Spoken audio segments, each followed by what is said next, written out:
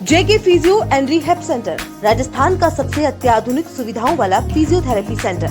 लकवा, कमर दर्द, नसों में खिंचाव जैसे रोगों का विश्वसनीय इलाज डॉक्टर पीयूष देवपुरा द्वारा। तो आज ही बुक करें अपना अपॉइंटमेंट। Call it 9928221102। नाथद्वारा जिला चिकित्सालय के कर्मचारियों ने आज विरोध प्रदर्शन करते हुए ठेकेदार के खिलाफ पीएमओ कैलाश भारद्वाज को ज्ञापन सौंपा। मामला कुछ इस प्रकार है कि नाथद्वारा के चिकित्सालय में लंबे समय से कार्य कर रहे कर्मचारी को अब ठेका प्रथा के अंदर कार्य करने पर मजबूर होना पड़ रहा है। उनका कहना है कि ठेकेदार उन पर दबाव बना रहा है, वह अपने निम्न शर्तों के आधार पर उनसे कार्य करने के लिए कह रहा है। कर्मचारियों का यह भी कहना है कि उनकी शर्तें नहीं मानने पर वह बाहर से कर्मचारी लाकर लगाएगा। हम सभी कर्मचारियों को जो 7-8 वर्षों से नाथद्वारा जिला चिकित्सालय में कार्य कर रहे हैं उनको निकाल देगा। कर्मचारियों की पीड़ा है कि उन्होंने कोरोना काल में अपने तन मन से कोविड में होते हुए भी सेवाएं दी, उसके बावजूद भी यूटीवी की तर्ज पर उनकी शर्तें मानी गई। जो कर्मचारी हम सबसे नए हैं वह उन्हें कार्य करने के विगत 1 वर्ष भी नहीं हुआ है, उसके बावजूद भी उनकी मांगें मान ली गई हैं और हम ठेकेदार के अधीन छोड़ दिया गया है।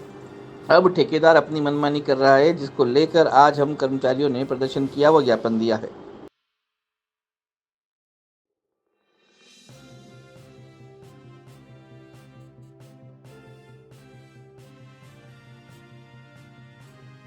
सर, हम पिछले 5 से 10 सालों से इस संस्थान में ठेका पर कार्यरत हैं। कोविड जैसी महामारी में भी हमने दिन रात मेहनत की और अच्छा सबका सहयोग रहा। और राजस्थान सरकार ने चुनावी घोषणा पत्र में वादा किया था कि ठेका कर्मियों को बंद करेंगे ठेका प्रथा और सभी को कॉन्ट्रेक्चुअल रूल्स में शामिल करेंगे। और उनकी जो थी घोषणा उसके अनुरूप यूटीपी वाले को तो सरकार ने मानदेय में बढ़ोतरी कर ली है। 6,000 से उनको डायरेक्ट 36,000 पर बिठा दिया है। पंचायत सहायक को भी सरकार ने परमानेंट लगभग कर दिया है। लेकिन हम जो स्वास्थ्य विभाग में जितने भी ठेकाकर्मी कार्यरत हैं, जिसमें हेल्पर आ गए, गार्ड आ गए, वार्ड बॉय आ गए, कंप्यूटर ऑपरेटर आ गए, स्वीपर आ गए, जनाना आ गई, उनका अभी तक सरकार ने कोई कार्रवाई नहीं की है। और हमने काफ़ी समय से इसके बारे में हम संघर्षरत हैं, लेकिन सरकार ने अभी तक हमारी मांग को नहीं माना है। तो हम अशोक गहलोत साहब, सीपी साहब और चिकित्सा मंत्री से निवेदन करेंगे कि हमारे को भी परमानेंट तो नहीं करें, लेकिन कॉन्ट्रेक्चुअल हायर जो नियम है उसमें ले, ताकि इससे हमारा परिवार का भरण पोषण हो सके। अभी जो हमें सैलरी मिल रही है 6,000 रुपये सैलरी मिल रही है, उसमें से भी हमारा जो ठेकेदार होता है वो हमारे तनख्वाह को काट देता है। हमको पर डे 200 रुपये मिलते हैं, लेकिन अगर हम एक दिन एब्सेंट रहते हैं तो 233 रुपये काटता है। ये कोई अच्छी बात नहीं है। 200 रुपये देना और 233 रुपये काटना, ये हम इसका सख्त विरोध करते हैं। जो अभी हमारा नया ठेका हुआ है उसमें उन्होंने कहा है कि हम आपको कम से कम मानदेय पर रखेंगे और अगर आपने इसका कोई विरोध किया तो हम आपको बिना किसी कारण कोई सूचना नहीं देंगे और नहीं आपको कोई कागज देंगे और डायरेक्ट निकाल देंगे। तो हम सब इसका सख्त विरोध करते हैं। आज हम आपसे पत्रकार भाइयों के माध्यम से मैं राजस्थान सरकार, अशोक गहलोत जी और चिकित्सा मंत्री को यह संदेश देता हूं कि अगर हमारी मांग को पूरा नहीं किया गया है 2-5 दिन में, तो सोमवार को हम कम से कम 2 घंटे का कार्य बहिष्कार करेंगे। और सोमवार को हमारी मांग को नहीं माना गया तो हम पूरे संपूर्ण राजस्थान में जो भी हमारे ठेकाकर्मी है उन सबको एक करके इसका विरोध करेंगे और कंटिन्यू कार्य बहिष्कार करेंगे। से इस हॉस्पिटल में कार्य कर रही हूँ।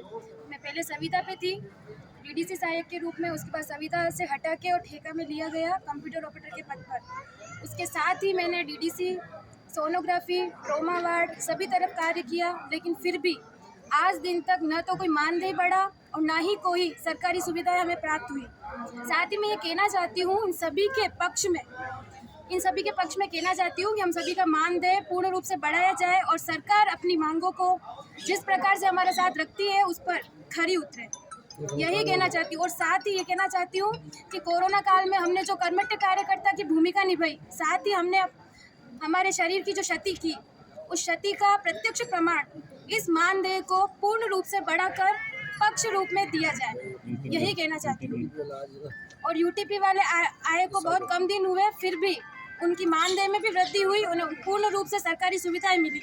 जबकि हम 7-7, 8-8 साल से कार्य करें, लेकिन हमारे साथ कोई भी पक्ष में फैसला नहीं लिया गया। इसका मैं सरकार को कहना चाहती हूँ कि वो हमारे साथ पूर्ण रूप से हमारा सहयोग करे और हमारी मांगों को पूर्ण करे।